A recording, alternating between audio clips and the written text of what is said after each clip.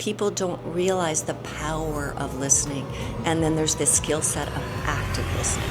There's nothing wrong with getting help. In fact, like I will tell people too, there's been times in my life where I've talked to some significant people in my life. It's been nothing but helpful. So it just feels like that weight is lifted off you, like you feel less heavy after somebody understands what you're going through. Having someone listen to your story is healing in itself. And that's the beauty in this world. Yes. You know, we've lost our listening. And when I joined the center in 2000, I was with Toastmasters. So I was learning how to get over my shyness with public speaking. And that's based on listening, right? And Winston Churchill said, courage is what it takes up to stand up and speak, but it's also what it takes to sit down and listen.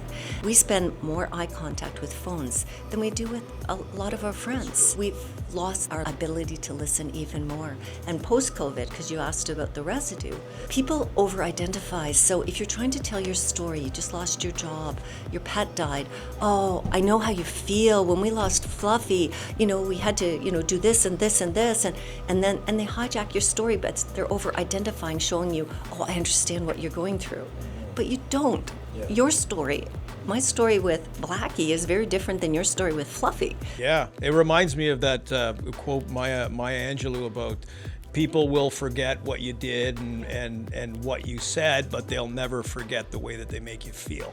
But people don't realize the power of listening. And then there's this skill set of active listening. And you learn the difference between the two.